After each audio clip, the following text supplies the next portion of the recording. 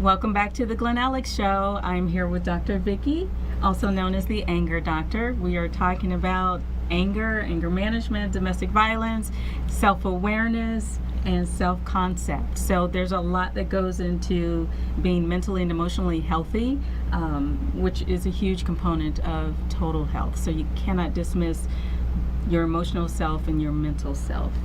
So with that, we're going to get a little more into relationships.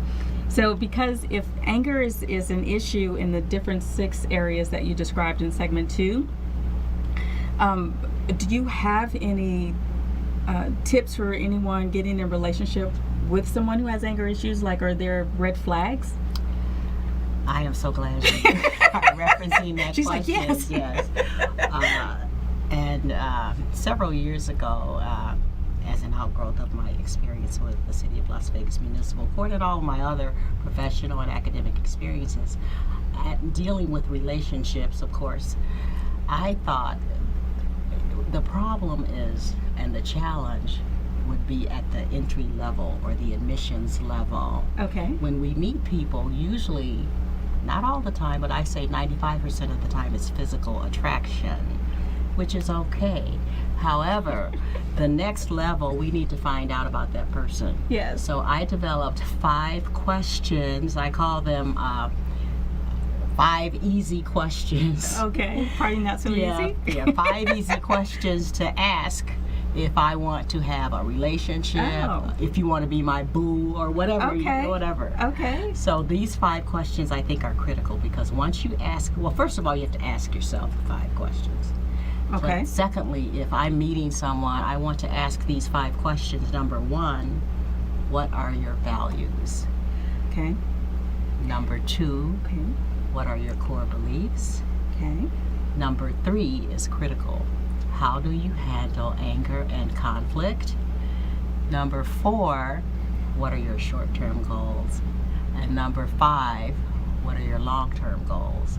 Now, since then, based on personal and professional experiences, I added a 6th question, or maybe it should be question number 1. What is and this it? question is, can I take him or her to the gala?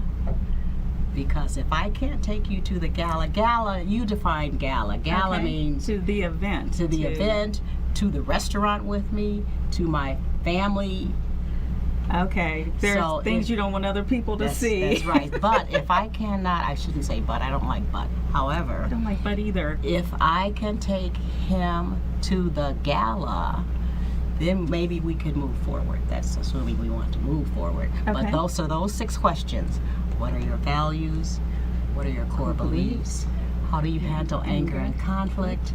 What are your short-term goals? What are your long-term goals? And can I take him or her to the gala? So when do you suggest asking those questions? On the first date, or? Yeah, definitely. Oh. And I'll share an example with Okay. you. I was preaching these 5 questions when I was teaching for the City of Las Vegas Municipal Court, when I was teaching domestic violence classes for male and female perpetrators.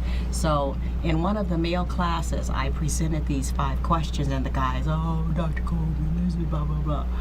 And I said, stick with me, just try it. So one gentleman, he had been sentenced for, I think, a year, 52 weeks of domestic violence classes. But in the meantime, he started to date, and so he invited a woman out to dinner, and the key is to integrate these questions into your conversation, not just, oh, hi, how are you? What are your values? Check. Yeah. 2. So what he was very clever and strategic in the way he did ask the questions. So the first question again, what are your values? And the woman didn't seem to, she was like, she had an attitude about the questions. Okay. But she did answer, what are your values and what are your core beliefs?